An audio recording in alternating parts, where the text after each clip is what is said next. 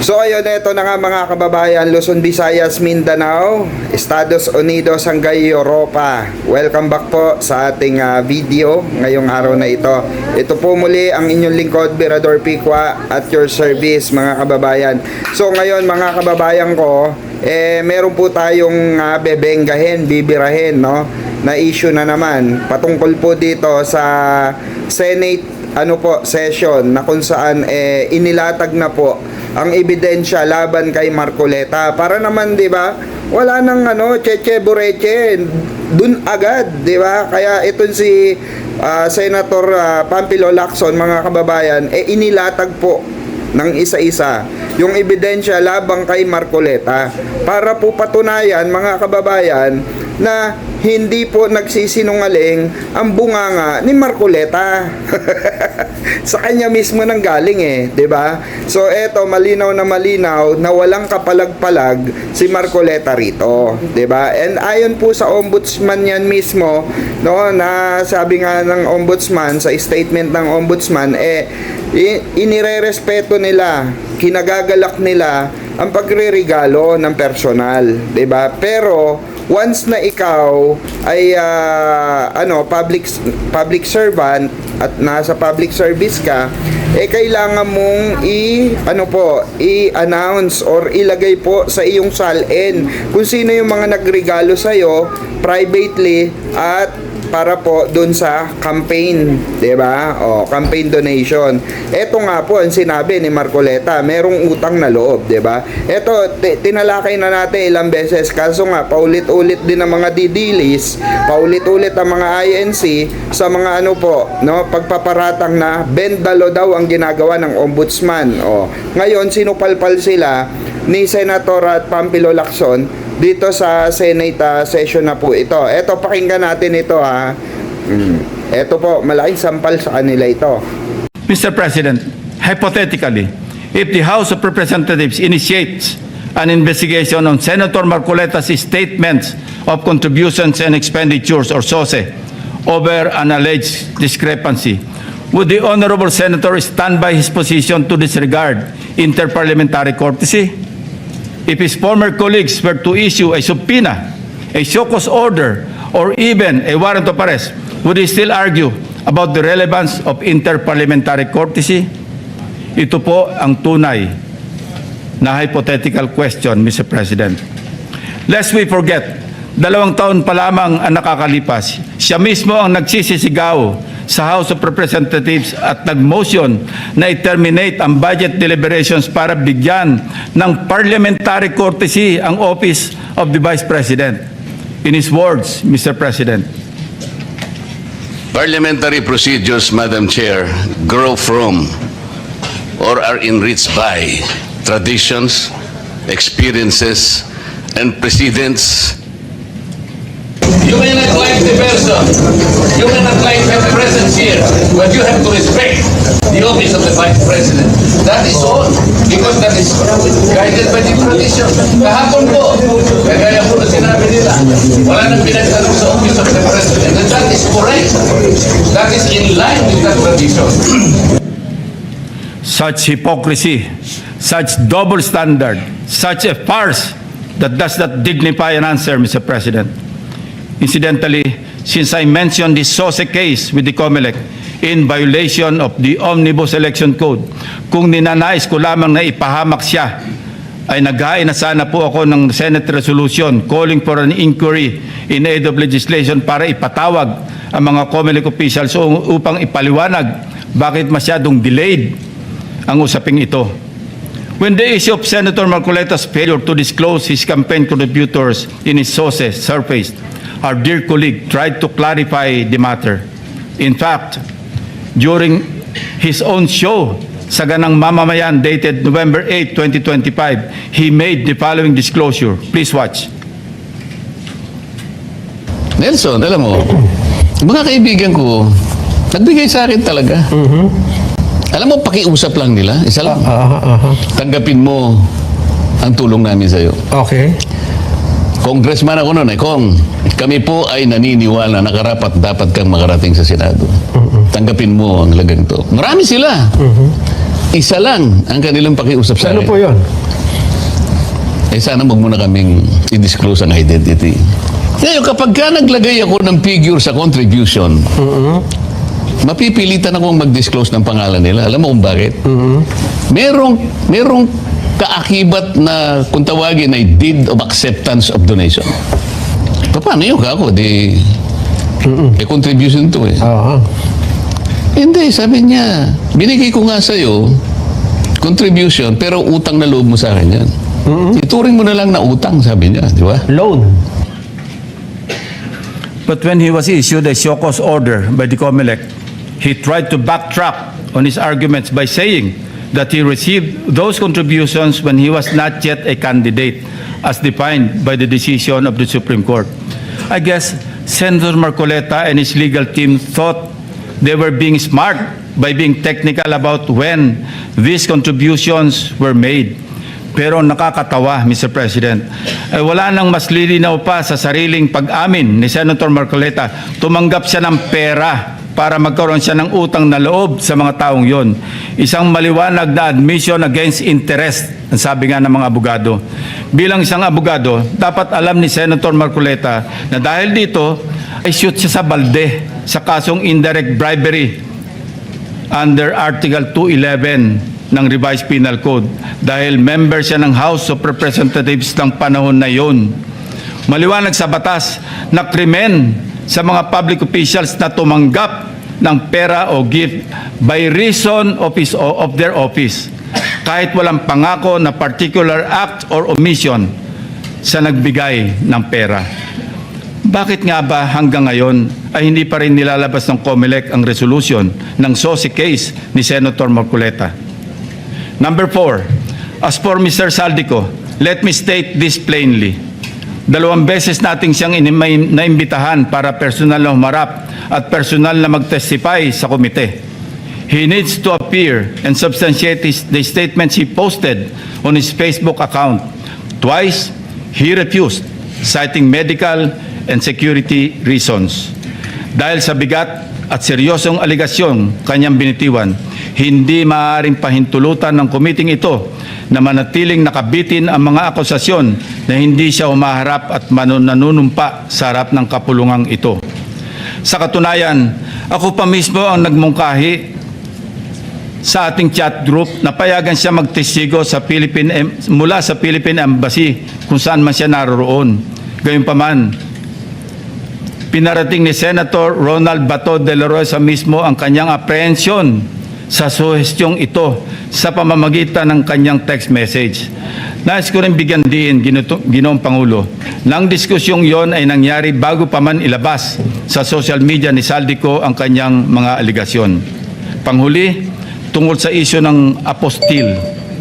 Ang isang apostille affidavit ay hindi kailanman maaaring maging alternatibo sa personal appearance. Hindi ito mapapalitan ng direct testimony at lalong hindi dito mapapalitan ang tungkulin ng isang saksi na harapin ang komite, sagutin ang mga katanungan at sumailalim sa masusing pagsusuri. Kung handa si Saldico na magbitiw ng mga seryosong akusasyon sa publiko, dapat ay handa rin siyang humarap sa atin at panindigan ang mga aligasyong iyon sa ilalim ng sumpa.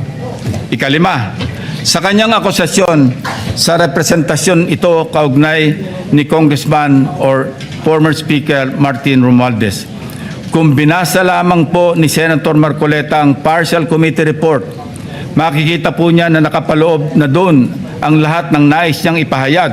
Kung hindi man higit pa, rekomendasyon para sa fact-finding investigation, AMLAC bank inquiry and filing of freeze order petitions are for future.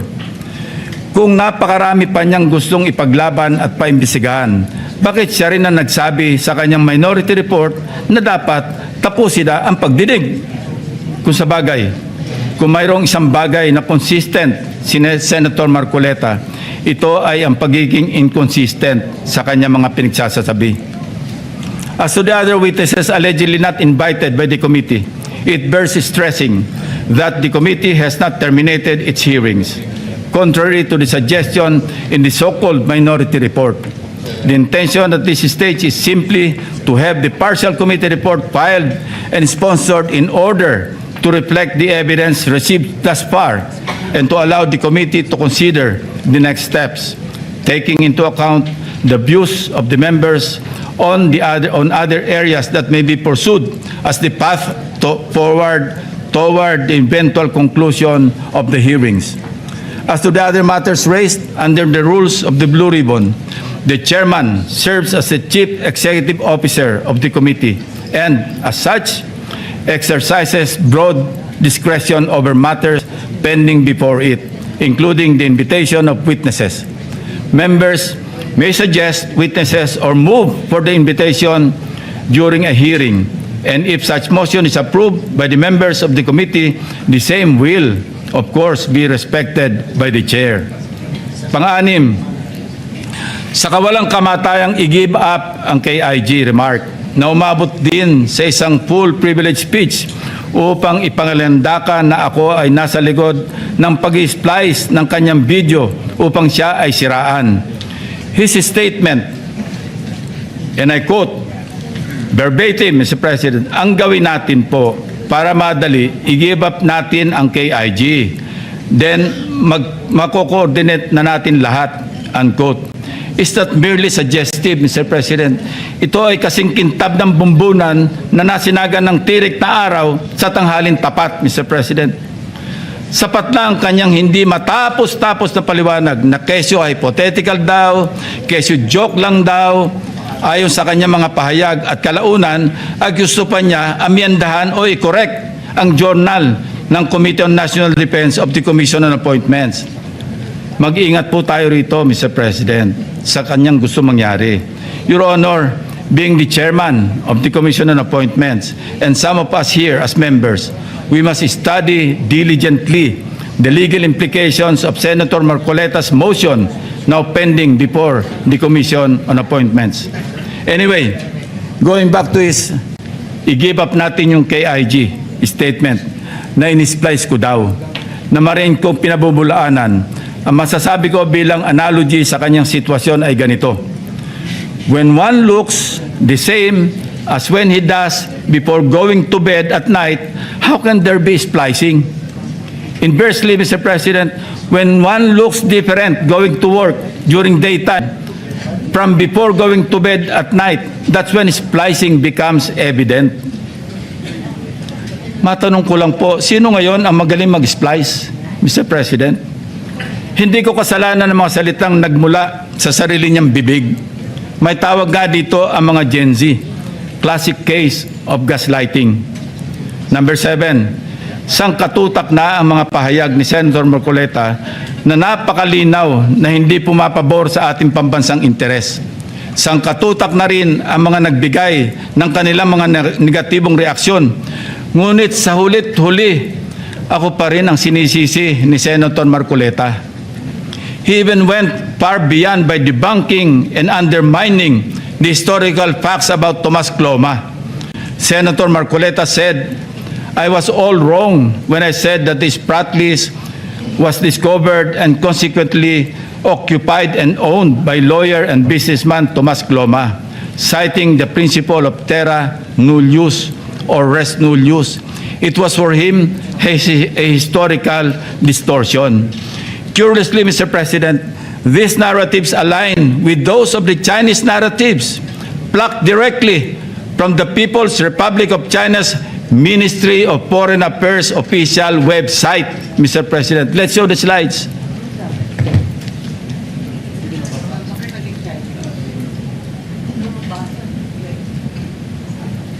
Ayan po, kita-kita natin kung anong sinabi ng website ng Ministry of Foreign Affairs ng People's Republic of China. Yan din ang kanya sinasabi. Now, Senator Marcoleta speaks of a pattern that he himself built in his head to discredit this representation. But if we backtrack the events that transpired in the past several months, one thing is crystal clear. When cornered by the fault of his own doing, he employs a diversionary maneuver, pathetically stretching the conversation, no matter how illogical, until people get drained and tired. Just As a squid squirts ink to darken the water and blind everyone around while it swims away, a person may throw out irrelevant issues, fake scandals, or emotional outbursts to distract the public from the actual evidence or the main point of an investigation. After all is said and done, I am tempted to ask these questions, Mr. President. On the West Philippine Sea, which side of the South China Sea is Senator Marcoleta on? On the anomalous graft-ridden flood control projects, is Senator Marcoleta for the Discayas or the people of the Philippines? I think we know the answers, Mr. President. Thank you, distinguished colleagues, and thank you, Mr. President. O ayan mga kababayan, o ayan mga didilis, INC, malinaw na malinaw, walang bendalo dyan. Malinaw na malinaw, pinaliwanag ni Senator Pampilo Lacson regarding dito sa katarantaduan ni Marco Beta, ng inyong kaanib. Ito ay matibay na ebidensya laban sa kanya dahil siya mismo ang nagsabi, kayo lang yung hindi makaintindi dahil gusto nyong ipagtanggol yung mga tarantado, yung mga balasubas, yung mga kutong lupa na senador na corrupt, 'di ba? Ngayon na ilalatag yung korupsyon, 'di ba? Sasabihin nyo bendalo, mga ulol, 'di ba? Kayo nga, eto literally ang INC, no? Hinawakan po nila sino? Erap Estrada, Jinggoy Estrada at marami pang iba, Bong Revilla, na kung saan sila po ay mga sangkot saan po bilang isang plunderer, mga plunder case po ang kinaharap ng mga taong ito, ng mga politikong hinawakan nila, mga kababayan. Maging si Sara Duterte, 'di ba? Na inano nila. Bakit sabi nila Uniteam? Meron naman mga INC na mga kababayan natin na nakaboto pa rin at sang-ayon pa rin sa pamamalakad ni Pangulong Bongbong Marcos, 'di ba? 'Di ba? Malinaw po 'yan. Pero yung iba na solid DDS, no, na mga nasa INC, sila tinutuligsa rin nila si Pangulong Bongbong Marcos, 'di ba? Wala namang kinalaman si Pangulong Bongbong Marcos in the first place regarding dyan sa kaso ni 'di ba, ni Marco Beta. Dahil bakit po? Dahil yaan po ay desisyon ng ombudsman at nakitaan nila ng paglabag sa saligang batas. Okay? Yan po, malinaw na malinaw yan, mga kababayan. Kaya sana sa mga DDS dyan, sa mga INC dyan, malinaw na sa inyo. Pero I'm sure hindi pa rin malinaw sa inyo yan, 'di ba? Kasi bakit? Kasi nga, mas paninindigan nyo kung ano yung pinaniniwalaan yung tama. Kahit na may ebidensya, no, magiging bobo kayo. No? Pananatiliin nyo yung kabobohan nyo sa buhay nyo, sa pagkatao nyo, especially sa utak nyo. Diba? So, ayun, comment down below, mga kababayan. Kung ano pang gusto nyo reaksyon na natin, mag-send lamang po kayo ng link sa comment section. Open po ang ating comment section dyan. So once again, ito po ang inyong lingkod, Birador Pico at your service. Magkita-kita tayo for another video, another live streaming at another reaction. Maraming salamat po.